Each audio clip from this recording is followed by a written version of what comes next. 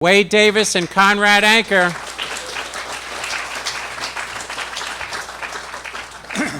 Well, thank you, Daryl. You know, it's always wonderful to be here with you in the Explorers Club.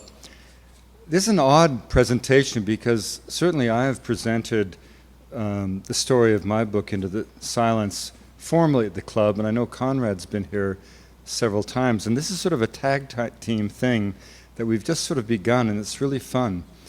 And I say it's fun because, you know, I first had this idea of this man, Mallory. I'd traveled 4,000 miles across Tibet in the fateful spring of 1996 when the debacle happened on Everest that Krakauer wrote about in his wonderful book, Into Thin Air. And the next year I was back on Everest with a friend of mine and who began to speak of these remarkable Englishmen who, dressed in tweeds, flung themselves against the mountain at 23,000 feet, read Shakespeare to each other in the snow. And I became completely sort of enamored of the story of George Mallory. And so I sent a letter to my agent in New York describing a book that was not a book about whether or not George Mallory got to the top. And for those of you not familiar with the story, Britain, an empire of explorers, had famously lost the race to the North and South Poles, and Everest, looming high above the Raj, emerged as sort of the third pole, and its conquest became a mission of imperial redemption. But in the way, and of course famously on June 8th, 1924, George Mallory, 37 years old, Sandy Irvine, his young protege of but 22, crested the northeast ridge, going strong for the summit, as they were seen by Noah Odell, a brilliant climber, in support, when the mist rolled in and enveloped their memory and myth. And the question always was, did they get to the top before they met their end? Now, as not a climber, although I'm a wanderer who often finds myself on top of mountains, I was not interested in that question as to whether Mallory got to the top. I wanted to know who these men were, and I knew that because of their age and their class, they had probably gone through the agony of the Western Front. And my thought from the start was that, not that they were cavalier about death, but they would have seen so much of death that it had no hold on them. It had nothing more to teach them save that of their own. And perhaps that suggested why they might have been prepared to accept a level of risk unimaginable before the war, but the very level of risk that people like Conrad have shown Everest demands. So that was the sort of thrust of this book proposal that I submitted to the marketplace. And then within 3 months of that proposal being accepted, this remarkable man actually found the body of George Mallory on Everest. And it was one of the greatest discoveries in the history of mountaineering. And naturally, there were sort of 10 books out by fall. And I went and offered to give all the money back to my publisher, and they very generously, Knopf said, we didn't give you all that money for a book on Mallory. We want a book by you and Mallory, so get on with it. But in part because of what Conrad and his team had done, it forced me to take that story to another level. And so I flippantly said to my editor, well, it'll take me 10 years. Well, it took me 12 years. And it emerged as this story. And so in a way, I think Conrad, and then of course in the immediate wake of the discovery, I wondered, as these 10 other books came out, what more could be said? And Conrad at that critical moment sort of befriended me, I befriended him, and I've never met a man of such integrity and such generosity of spirit. And so in a weird way, we sort of paralleled each other because he too wrote with David Roberts probably the best book that came out of that discovery, The Lost Explorer. Before I say another word, I want to say the only reason both of us are here is because of Jenny Lowe Anker, who is right here with us tonight, and Tom and the art. And what we're really here to do is to seduce you to buy as much of this art as possible for the benefit of this fantastic center that Conrad and his cadre, including this inimitable climber Jimmy Chen over here, have established in Nepal for the Sherpa climbers. So the interesting thing is that whereas Conrad can tell us tonight in great power and emotion what it was like to find this sort of corpse of this iconic climber spread out on the flanks of Everest, his back like the marble of an Elgin statue. And what I tried to do was to tell the story of who these men were and what brought them to Everest, and this notion that life mattered less for them than the moments of being alive. Thank you, Wade. And this is really sort of the first time we've done a combo slideshow like this. And we're just going to freeform. This is going to be a lot of fun. And this is why we come to the Explorers Club, for something unique like this. But it was, when '99 was a very difficult year for me. So much had changed in my life, from the discovery of Mallory and then being cast in the limelight, and then 5 months later being on Shishapangma, another peak in the Himalayas, with my best friend, and watching him die moments away from me. So it was a big year in my life. But it was through that our connection began, and then when Into the Silence came out, I read it with great interest, because it's a wonderful book that covers all this. And so here we are today. So we're going to go through some historical pictures and go back and forth. So we'll look at this first one here. Wade? Yeah, I mean, I think what we'll try to do tonight is I'll give you a little bit of sense of the historical resonance of the story, and then when we begin to speak about the question on all of your lips, did he get to the top or not, I will completely hand the microphone back to Conrad, who is the only, frankly, not only the person who found the body, but the only person really who has the capability of answering that question in a meaningful way. But what interested me was the background of the story. You know, everything you know about your life, every sense you have of being modern, was born out of the agony of the Western Front. In the 19th century, optimism, hope were the kind of values of the society, values that died in the mud and blood of Flanders. We often think of Americans as the Second World War as being the pivotal moment of the 20th century. It was but, as Churchill said, the child of the first. He said, never was there a war less necessary to fight than the first, or more essential to win than the second. Just think about it. 75% of all French boys and men between the age of 18 and 34 either died or were wounded in that cataclysm. You know, at the outbreak of the war, a man had to stand 5'8" to enter the British Army. Within 2 months, men 5'3" were eagerly recruited. Cremation began in the war, unknown before the war in the British Empire, but it was a preferred way of dealing with the dead for tens of thousands of men who had lived 4 years and 4 months in the presence of rotten cadavers of the dead of previous battles. Plastic surgery grew out of the war, and the need to repair the shell-scarred faces of young boys who for the rest of their lives would live behind wooden masks and attend these special holiday camps where they could remove the mask without fear of humiliation or shame. Women spoke about the war through the metaphor of dance. Diana Manners famously said, by the end of 1916, every boy I'd ever danced with was dead. Vera Brittain simply said, there was no one left to dance with. The poet Stephen Spender said, by the end of 1916, by the end of the war, the British middle class continued to dance, unaware that the dance floor had fallen out from beneath them. And so I, over the course of 12 years, found out where each of the 26 men who went to Everest in those 3 expeditions had been every single day of the 4 years and 4 months of the war. And one thing I found out that was so interesting is on the very day that Mallory disappeared on Everest, there was another climb in the British Empire of a modest peak, the Great Gable, in the Lake District, led by Geoffrey Winthrop Young, Mallory's mentor, who himself had lost a leg on the Italian front during the war, and Arthur Wakefield, who was on the Everest expedition of 1922, but Arthur Wakefield, who led this group of climbers to dedicate a plaque to all the men of the Fell and Rock Climbing Club of the Lake District that had died in the war. And there's a powerful passage where he steps up to the plaque, the Union Jack is removed, and he begins to speak of the breath of the moor and the power of sacrifice that led them all, at the risk of their own obliteration, to march off for king and country. And then he began to howl. great screams of grief that were heard across all the mountains of the Lake District, and then he stopped, and never again would he show human emotion.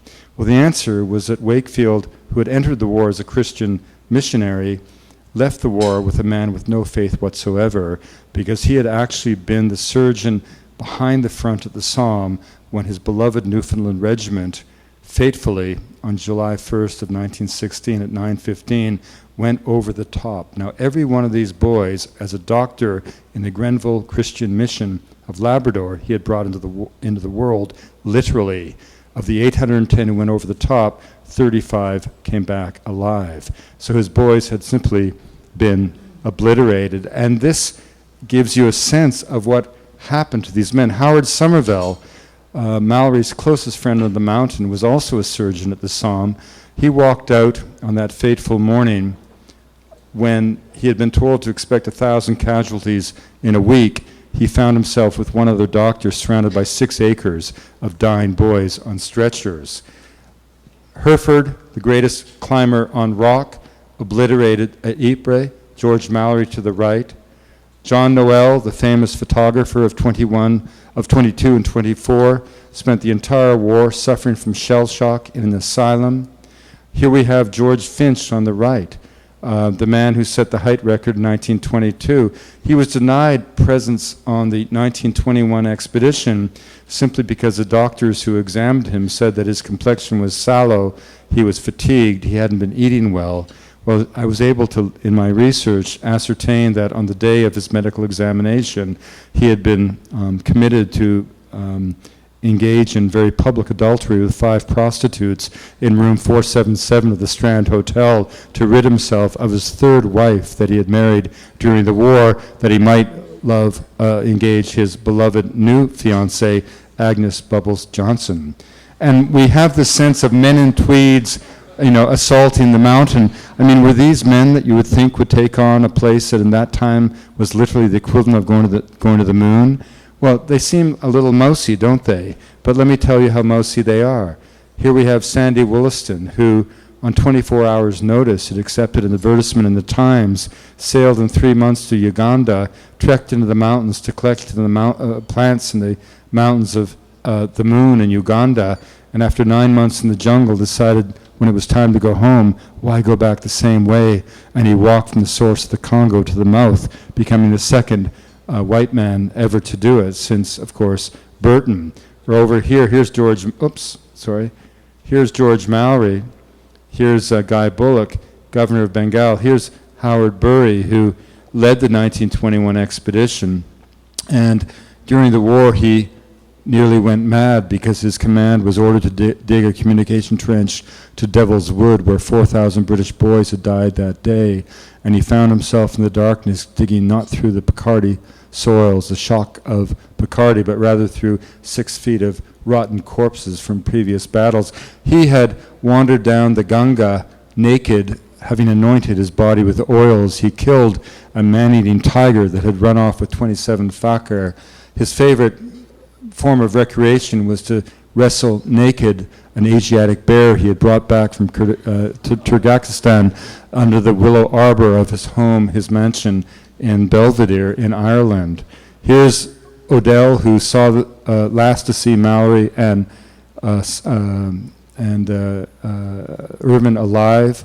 Here, Campazong, where the great physiologist Arthur Kellis was buried in this site in 1921 on the approach expedition. And before I pass it back to Conrad, that very day, this man, unknown Canadian hero Arthur Wheeler, he, not Mallory, found the route to the North Pole. He would spend more time higher in the mountain, exposed to the wrath of the mountain, than any man left before. And he was the only man in 1921 who kept a serious journal. On the day they buried Arthur Kellis in this plot, his journal entry simply reads, "Well, they buried the old boy in the morning. Thought it would be the afternoon. Terribly sorry to have missed it, but I do hate funerals." Well, how do you miss the internment of one of the 6 men you're walking 400 miles across? The answer lay on the Western Front.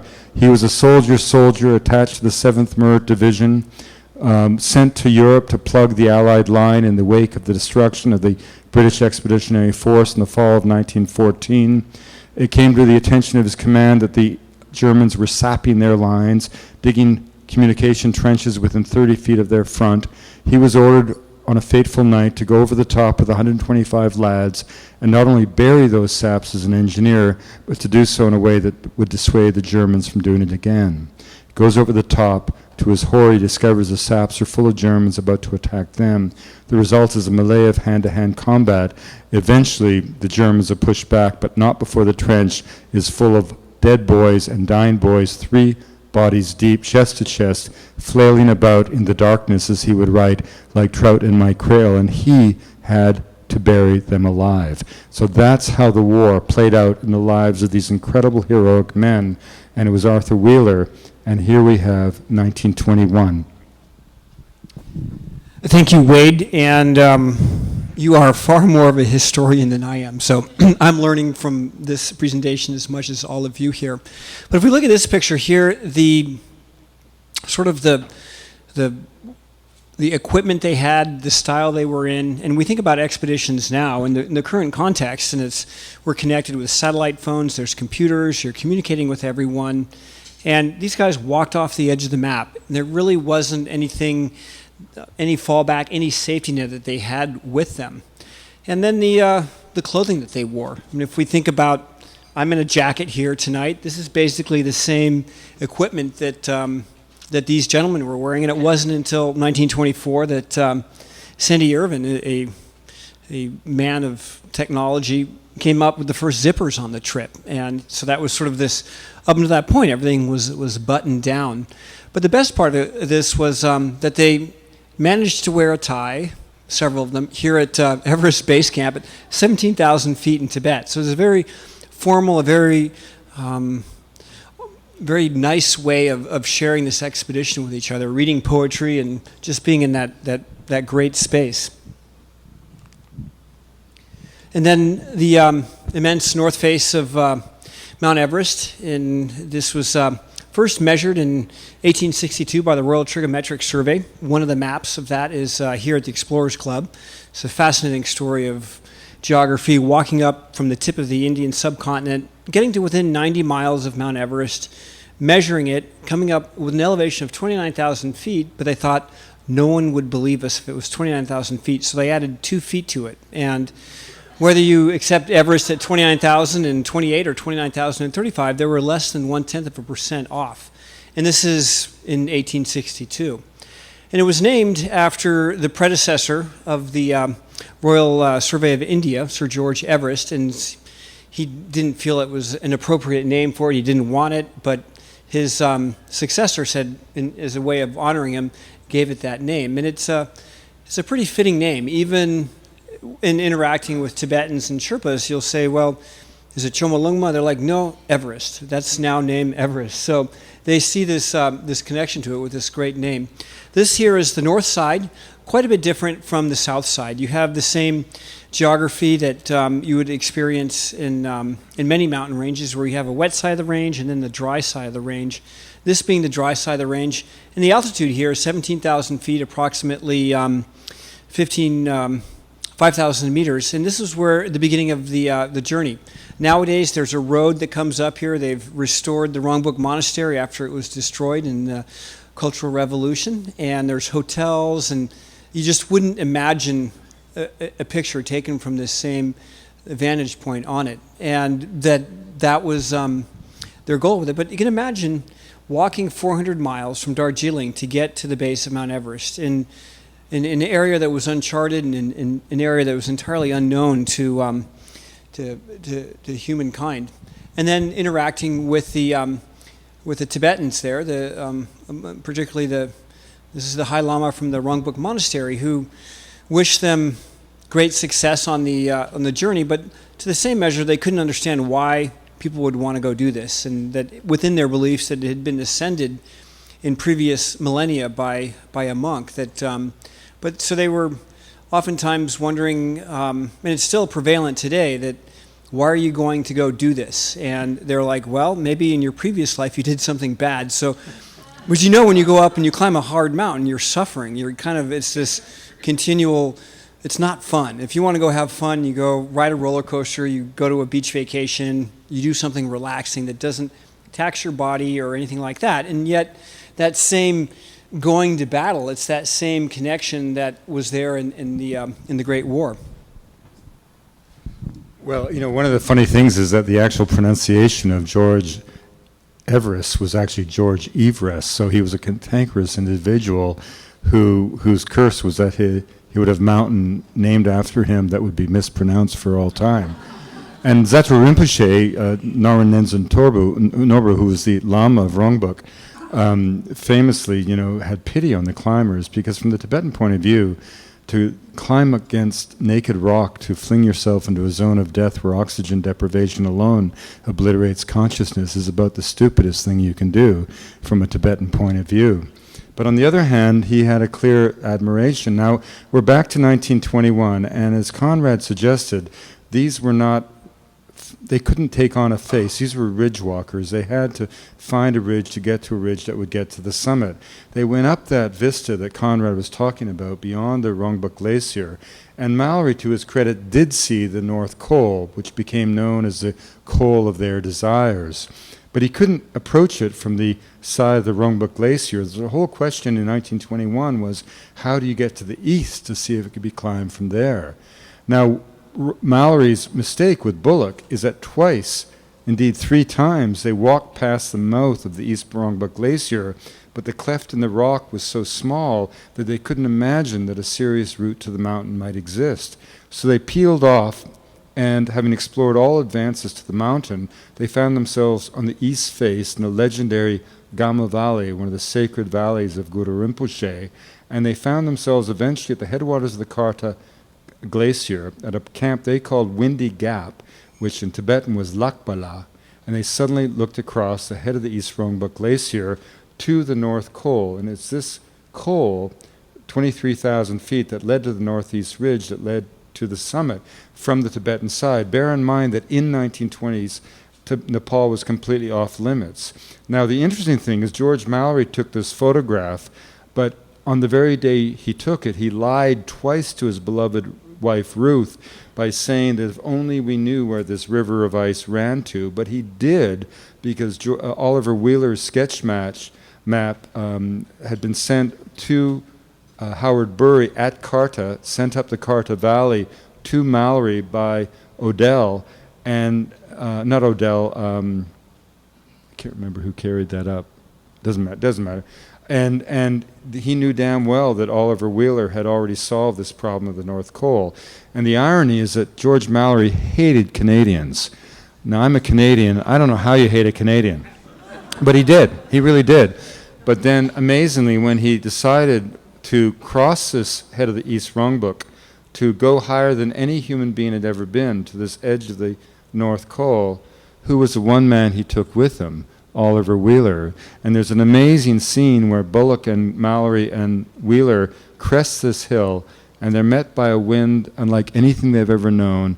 And Oliver Wheeler said the only way we survived in the spindrift was to remember what we had endured at the front, to breathe between the concussion of the shells, to breathe between the gusts of the wind. And then Mallory was still quite fit. Mallory thought he could have gone up to about here. Bullock and Wheeler were played out, and they retreated to their camp around here. And in a very poignant moment, George Mallory stayed up all night and saved Oliver Wheeler's life by rubbing his frozen legs with whale oil. This is 1922. Do you want to? You should go. Yeah, okay. Well, I won't talk about James Morris, the only openly avowed homosexual on the expedition, but he escaped the Western Front and became part of the British Indian Army. And not 6 weeks before he joined Charles Bruce in the 1922 expedition, his command was ambushed on the northwest frontier, and he went to the rescue of one of his soldiers who came out of the setting sun, flayed alive, with his testicles hanging from sinews at his knees. That's the world these men lived in. And then 6 weeks later, this man, known as the Mad Mountain Maniac, Charles Bruce, bursts through his hotel room at the Hotel Everest in Darjeeling, takes the doors off the hinges, and begins to swear at this young man in fluent Nepali. And the fact that Morris could swear back with equal delicacy enamored the general of this lad. But Bruce himself had been at Gallipoli and had machine gun fire sever the knees from his body. He had been ordered to go back to Britain and, above all things, in his convalescence, never walk up steps and never walk uphill. But the doctor said nothing about Everest. So he led the expedition in 22, and now we do have George Finch, free of his marital troubles, George Mallory, Moor's Head. This was the most powerful expedition. They've added James Morris, Howard Somerville's here, Arthur Wakefield, the inimitable Colonel Norton, who would lead the expedition in 24. And 22 is really all about oxygen. Should you use it or not use it? The scientists on the team thought that using oxygen was no different than seeking a good pair of boots. The men back in London, who had never climbed anything higher than their desks, thought that it was unsporting.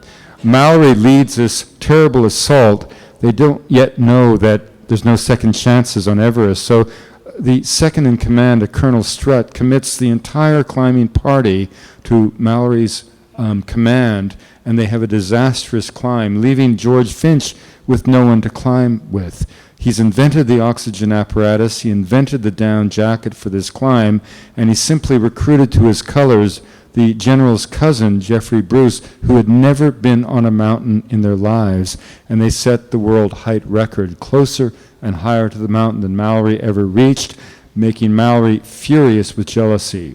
And despite the snowfall, Mallory insisted on a third effort, and not an hour after this photograph was taken, the 7 Sherpas here were swept to their deaths in a landslide.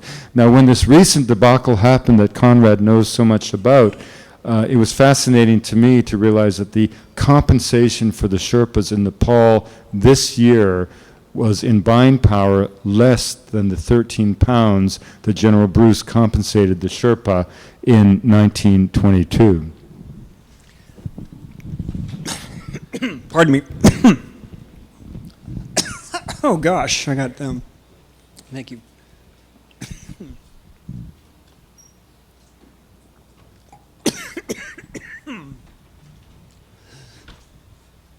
Oh, wow.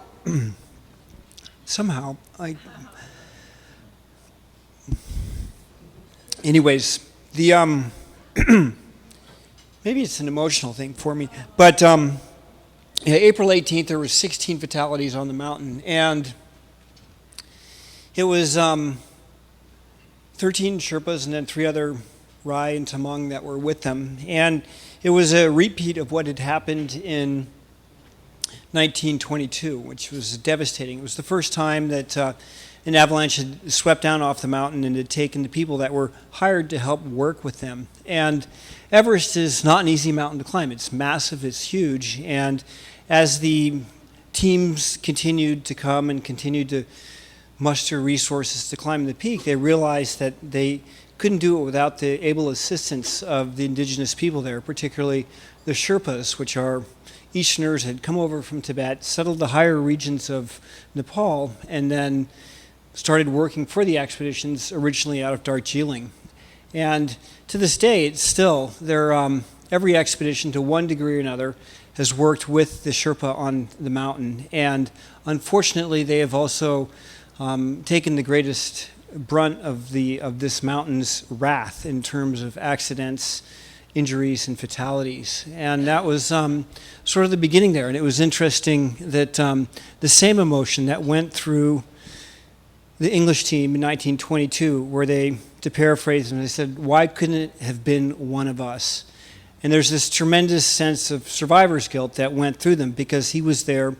Mallory arrested the fall. He saw his bandaged and injured hand, and he thought, well, if there was one of us, it would have just made it that much more understandable. And when we look at what happened on April 18th, there was 16 Nepalis that were up there working for visiting climbers. And again, it was that same, we're putting them in harm's way for something that we want to do. And that was sort of one of the starting points for my understanding of Sherpa culture. And I'd worked with Sherpas, but I'd never been on Everest until 1999, and that was the Mallory trip. And And in that, I became engrossed in the story. I learned about it. I was fascinated by being in the same terrain they were at in 1922 that had swept them away. And then I also realized, working with the 10 people that, the Sherpas that were with us on our trip, how invaluable they were to our expedition. And I think that same sentiment, that when we found out that this terrible collapse in the icefall had happened, that it only had happened to Nepali climbers, really struck a chord with many people, because they thought, well, if it was someone that was going over there for their own fun, then they can understand that they accept the risk. But for someone that's going up there and working on it, there's a degree of unjustness to it. Well, and I think, one of the things interesting about that is you heard all the Westerners saying, well, wait a minute, we're paying these Sherpa 3 times the national per capita income in Nepal, as if that's got anything to do with anything. As if, when Pelé was playing for the Brazilians in football, they said, well, you should only get 3 times the average of the minimum wage of the lowest paid Brazilian. I mean, he's a superstar playing on a global playing field. These are superstars playing on a global playing field. They're every bit as competent and responsible for success on Everest as any visiting European or North American climber. But the important thing is that even in the commercialization of Everest today, there's a range of attitudes towards the Sherpa, and one of the things that makes Conrad and Jenny so special is that they have absolutely devoted their lives to facilitating the training and the legitimate compensation for the Sherpa people. And before the night's over, I'm sure Conrad will share with us what they're doing at their climbing school in Nepal. But 1922 was kind of mind-blowing for them, and they came back in 24, a new party. You see the Superman on the left, Sandy Irvine, George Mallory, Colonel Norton, that's Odell. And there was a lot of controversy given what happened to Sandy as to why he was included in the expedition. It's often said he didn't have any climbing experience. That's not true. Odell had tested him in Spitsbergen, tested him in the Lake District, and in a sense on Everest, strength counts for more than dexterity with a rope. The other great advantage that Sandy brought to the expedition is that George Finch was not on the expedition. He could take over the oxygen apparatus because he was mechanical savant. At the age of 14, he had sent a plan to the War Office as to how a gyroscopic gear could allow a machine gun to be fired through a propeller, a hugely significant advance in armaments before the Great War. He was a kind of a dyslectic, we probably understand now, savant. And if the men were enamored of him, it was not because of some salacious reports that Mallory had sexual designs on him. It's actually, that's said in the literature. Mallory had been part of the experimental subculture of Cambridge before the war, when John Maynard Keynes, for example, founder of modern economics, was known at Cambridge as the iron copulating machine. Mallory was in love with James Strachey. They had one sexual encounter I found at one room at Cambridge. But Mallory, by 1924, this is all part of the bohemian scene of Britain before the war. By 1924, Mallory was 38 years old, happily married, father of 3, and in my research I was able to determine that Sandy Irvine was wildly and devilishly heterosexual. In fact, I couldn't find a single mother of any of his friends at Oxford that Sandy hadn't bedded. If they were drawn to the sensuality of this strapping young man, it's because he had escaped the war. His brother, of course, had been killed. His cousin had been splattered by mustard gas, wounds that would have to be changed every day until he died in 1965. But Sandy, in his free spirit and optimism, represented exactly the reason they thought that so many of their brothers had suffered and so many had died at the front. And here he is in all of his kind of glory. And here's Odell, who was his mentor, who last saw the two of them going strong for the summit. Here's Sandy with the oxygen apparatus.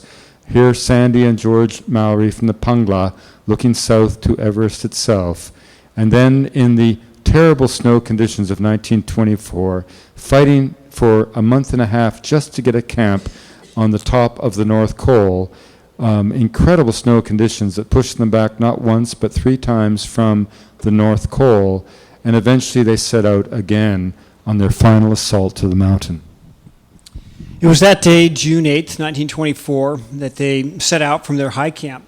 And things were quite a bit different at that time. Nowadays on Everest, there will be fixed rope going up and down the camps. You'll have a radio, you'll have a satellite phone. You have all this connection to the other world. Here it was just a small team moving up, and you would leave a note of paper in your tent, whether you needed more provisions or if the oxygen cylinders were okay. But there wasn't any communication, and this was their last bid for the summit. And I think for Mallory, this was his 3rd expedition, that it was all or nothing. This photograph here of taken by Somerville of Norton as he approaches the cliff band. There is the yellow band, and above it is the first step, and then the second step. They were further right on it, and their hope was to get into the Great Couloir, also known as the Norton Couloir, and then make it up to the triangular snow patch there on to the summit. But they turned back. They had great success on it. But what we can see in this photograph here is the Somerville choking up his lining of his throat. Oh yeah, well, Yeah. you can, No, you can. well, Somerville was altitude is really, really hard on the body, and we don't understand what it does to us in great length because there isn't a real need for it to be studied from a medical sense. But Somerville had his larynx was giving him. It was either irritated by the cold, dry air, and then he eventually had a coughing fit, and he coughed the whole thing out. The amazing thing is that Norton gets to the couloir higher than any man's ever gotten, and he's made a huge mistake. He's taken off his snow goggles, so he becomes to suffer from snow blindness.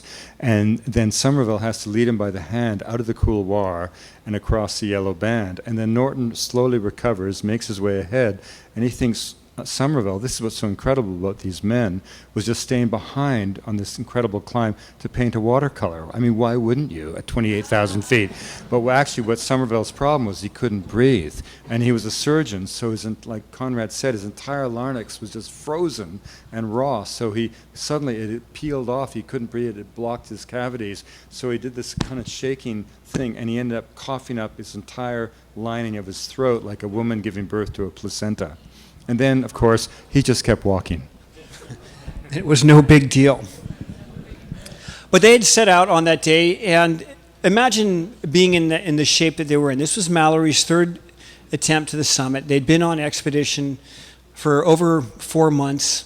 They were tired, they had great hope, and it was all or nothing because Everest was going to be Mallory's lodestone. He was going to have success or he was going to die trying to make it up to the top.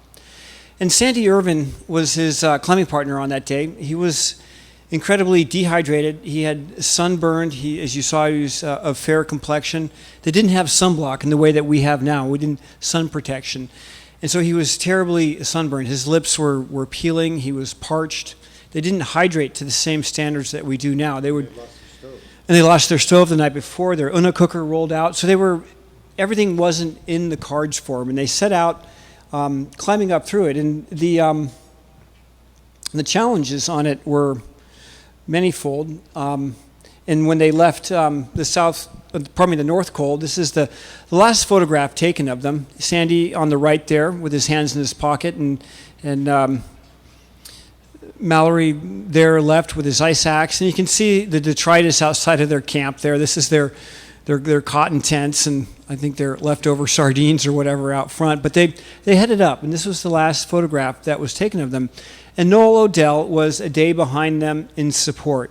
And Odell didn't really see the efficiency of oxygen. He questioned it because at the time, imagine these 2 steel cylinders on your back, and they've got a certain atmospheres of oxygen in there that's been leaking out slowly since they left the factory in England and carried all the way on ships and then on train and then on yak and then on porter all the way up there. And so how much oxygen it was in each cylinder was a question that they really didn't know. And Odell thought, well, maybe we're just as strong without using it. He was a day behind them in support. And they moved up on the mountain, and it was Mallory had left a note in his high camp, and he said it won't be too early to be looking for us at 8 underneath the summit pyramid. And he was tremendously optimistic, but we know that they had gotten a late start. Their flashlight was still in the tent when it was discovered in 1933, with the batteries still working. So they had a very late start to the day. And nowadays, people start, it's not, people on Everest nowadays start climbing at 9 o'clock at night and get to the summit at 5 in the morning. 10 years ago, you would start at midnight, and then before that, it would start at 4. So it's this realizing now that the calmest time in the mountain is from probably 8 in the morning till 10 in the morning. That's when you want to be on the summit. But this knowledge of the meteorology and the advanced forecasting that we so take for granted, none of that was there. None of that was available for them on their goal up there. What's interesting, this is Odell, who lived to be a ripe old age. He was the last surviving member of the 1924 Everest expedition, and a great, I just inspired by him. And this photograph taken by Leo Dickinson, and it's whenever I point this out, someone's like, well, he's pointing to the first step or he's pointing to the second step, but he's really not doing those, because it's interesting. This is there we go. Okay. This is the third step, second step, and first step. And so what he's pointing on here was the last point that he had seen them. And what's telling on this is that in a plumb line below his finger there at the bottom of this triangular snowfield is George Mallory's resting spot. And this really, there was no connection between this photograph, which was taken in the early 1980s, and then where we were in 1999. There's quite a bit of change in that. So really fascinating story. One of the fascinating things is Odell, because he was the mentor of Irvine, felt huge guilt in the loss of the young lad. And when he came back to Britain, he didn't stay with his own wife, who had just given birth to a child in his absence, for but a day before going up to Liverpool to speak to Irvine's parents. And he was so conflicted. On the mountain itself, Colonel Norton said it was an accident, but Odell had to envision victory, because only that could compensate for his agony. And his agony was such that it did not demand the truth. And when they were declared lost, Colonel Norton simply said, it was a terrible thing, but we accepted it in the same cold way that we had accepted the death of all our brothers in the war. Nevertheless, the agony or the tragedy was very close.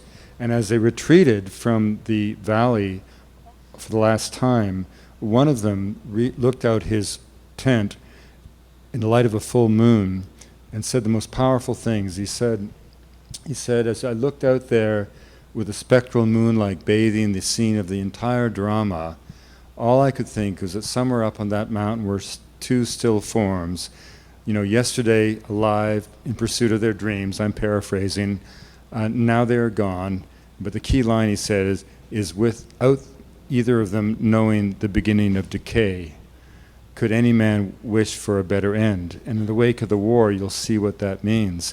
And the other great line he said in that reflection was, as he looked up at the mountain, he realized that the price of life, this was a quote, the price of life is death. And as long as the event happened clearly, it doesn't matter when one meets their end. And then he said, it's a powerful, powerful statement. And then, of course, the question lingered in history for decades until Conrad did the extraordinary thing.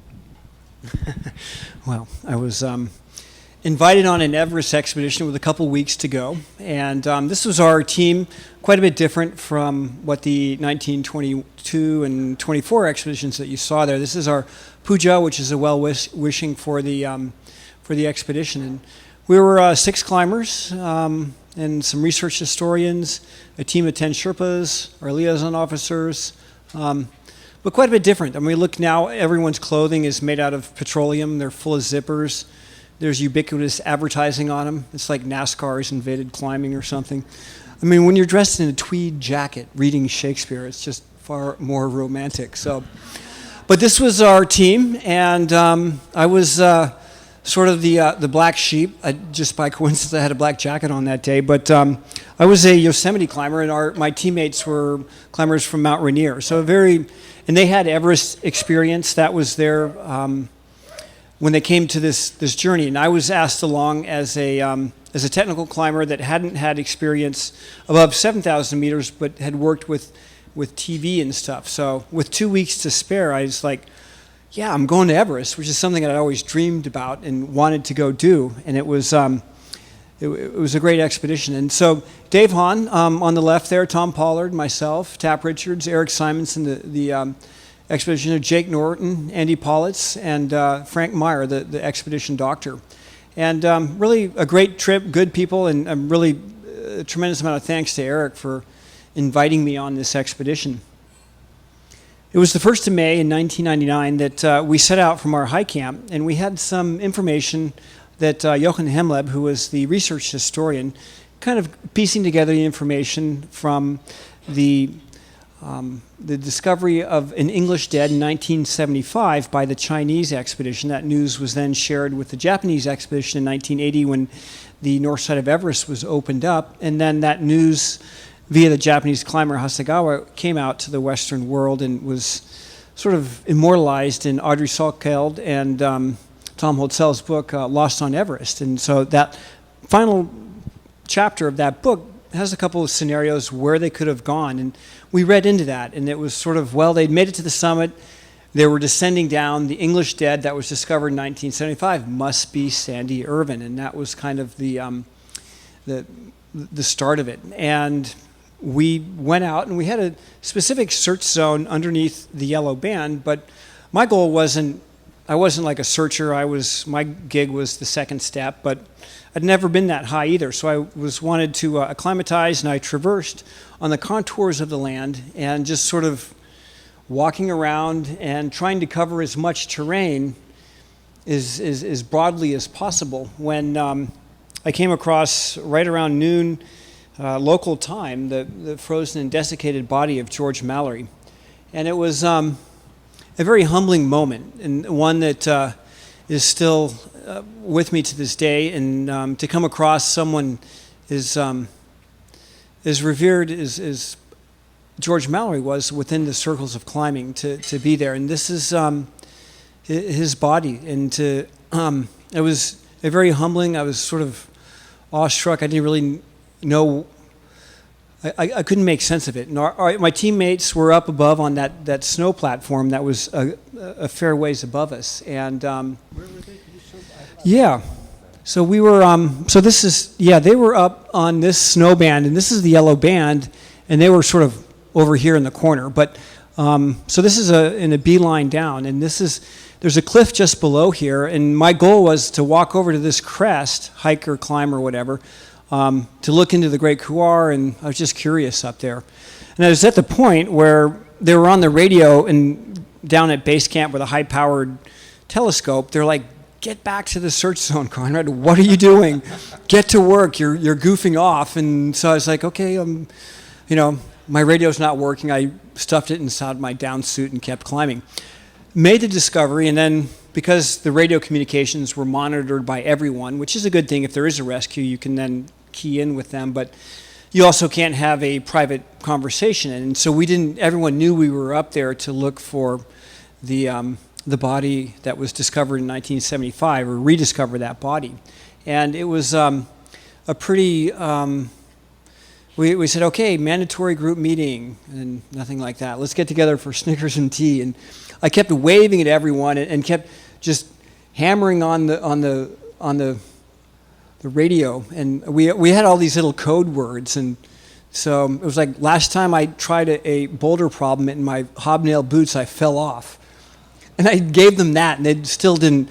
And so I was standing on there waving, and finally Jake goes, "Hey, we've got to come down here," and he made it down. Then he radioed the other guys, and we surrounded the body of George Mallory, and not being forensic specialists or archaeologists in any degree, we did the best we could to take pictures, to bring back some of those personal artifacts for his family, and then to perform a committal service on behalf of the family. So we read the 103rd Psalm and did what we could to bury his body. There's just not a lot of rock there or anything like that. In 2007, I came back. I was with Jimmy on. He was part of our expedition there, and it was to recreate the a biopic about George Mallory titled "The Wildest Dream." And so we did a bunch of work in period costumes, and I had the exact GPS locations of where I discovered Mallory's body 8 years earlier, and I went to that spot. But in 2007, it was a very wet year. There was a tremendous amount of snow. We weren't able to rediscover or to come to that spot where George Mallory is resting. And then this was our goal, so you can kind of see the modern and the old there, the modern tents. These are movie prop oxygen cylinders. They're 4-inch PVC caps with spray paint, and we built them in Bozeman, Montana.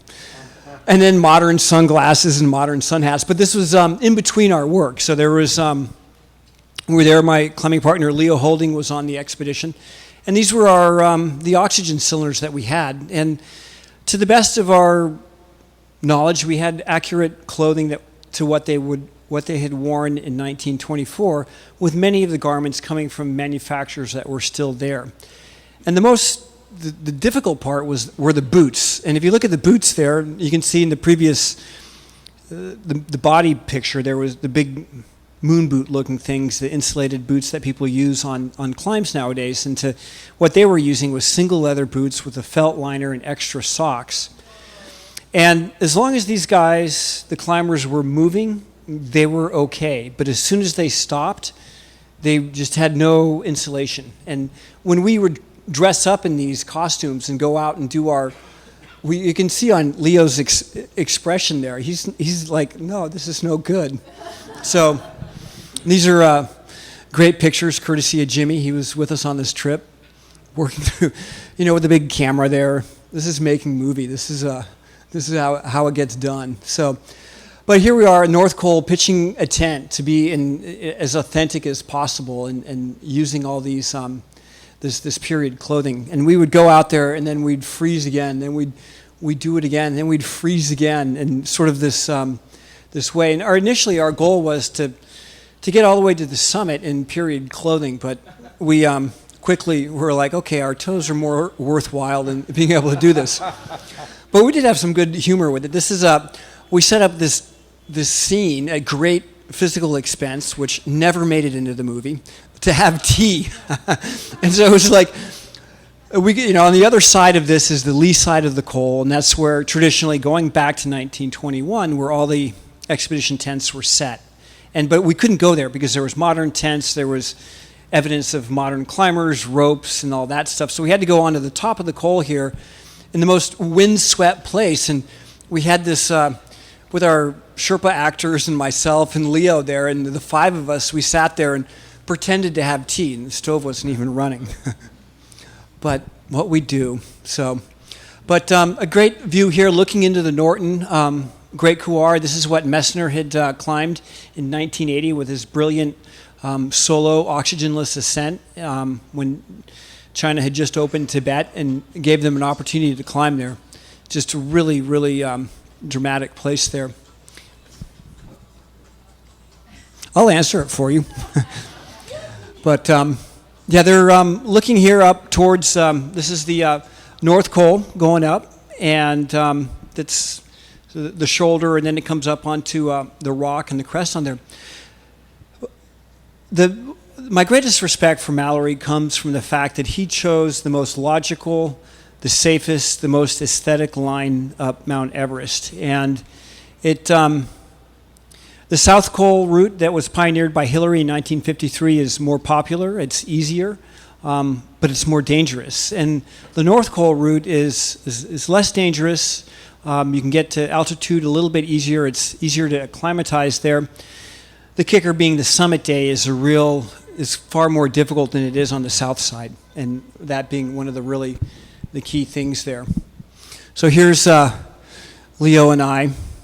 I'm glad that George and Sandy never had romantic things, because there's always the joke. They're like, well, you two guys got to embrace, and everyone thought that was the reason that Mallory had chosen Sandy Irvine, was because they were in love. And why didn't he choose Odell, who was a better climber? But I think with Sandy Irvine, there was that strength and that mechanical aptitude that he had in there that really allowed us to do this. So, yeah, this, I remember this day. Remember that, Jimmy? It was howling. We're up there making movies, so it was good fun on that. But we continued on. It was a late season expedition, and we were there eventually making the summit on the 14th of June, which was the latest post-monsoon ascent, which makes sense from the north side of Everest. You don't have the ice fall to deal with, and come 1st of June, the ice fall on the south side just melts out. It's accelerating. It's taking the heat of global warming, but yet on the north side, you can still get up there and you can get through to it. And this is Dorji. He was on our expedition, great Sherpa. I just loved the look in his eyes and the determination, and you're sort of out there on your own when you're climbing around. Below the second step, and this was at Mushroom Rock, I'm getting ready to go up there and drinking my tea, which was always good fun. Stay hydrated. And then we worked with our team to have a go at the second step. Part of our 1999 expedition was to have a go at the second step. If Mallory and Irvine were to have summited in 1924, it was mandatory they had to climb this bit of cliff, and that was because they were seen on the ridge by Odell. They couldn't down climb and get into the Great Couloir and get up there, and so it was this key point, and that was sort of the backup plan for our 99 film. In 1975, the Chinese attached an aluminum ladder there, and it's been used subsequently in most expeditions. So when we came to the China Mountaineering Association, let them know we'd like to film there and that we'd like to take the ladder down, they said, well, yeah, you can, but you have to put it back. So, which was kind of like, again, like in climbing stand, you know, if there's an aid climb, which you use artificial means to get up, like an aluminum ladder, and it goes free, then it's kind of a free climb from thereafter. And I just didn't think that people would be too happy that, hey, I free climbed the second step, I cartwheeled the ladder down the Kangshung face, everyone else has to do it my way. But I didn't do that. So I was like, okay, we're going to have a go at it. But and it's kind of a foreshortened view of it here, but it was actually real legitimate climbing. And to me, even with my Sherpa buddies on top taking pictures of me and whistling at me and making movies and things like that, it was really difficult for me to see that Mallory and Irvine would have climbed this without the technique and the equipment that we have now. They didn't have any carabiners on the expedition. They didn't have any pitons. The climbing rope was a kind of like a strap here on the subway that you hold on to it. It'll give you a little bit of balance. It'll hold you in if you're moving along with it, but it's not going to hold a fall like the one that happened to me when I was up there climbing with an elastic dynamic rope. So it was vastly different in there. And this is sort of the key point as to whether or not they could have made it up to the summit. Leo and I at the summit there, hanging out, looking like goofballs. And the immense north side of Everest looking out onto that. But this is our last slide here. And we're going to maybe open it up to you guys for a few questions. Yeah, I guess I was going to say that, you know, I think in the end it really doesn't matter whether Mallory got to the top or not. The remarkable thing is they got as high as they did. And the thing we should remember about these characters is that they were a kind of person we'll never know again. These were men of discretion and decorum. They weren't prepared to litter the world with themselves or to yield their feelings to analysis. And yet they were so confident in their masculinity that they could happily speak of love between men without shame.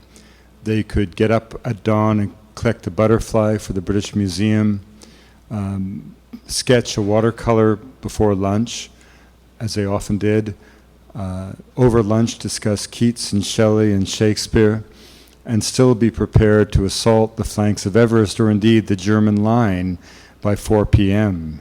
And so these were a kind of man that we'll never know again, And yet the remarkable thing, and something well worth remembering in this, the centenary of the outbreak of that dreadful cataclysmic conflict, is that these men were all our grandfathers. And that's something to remember tonight when you go home. Wow.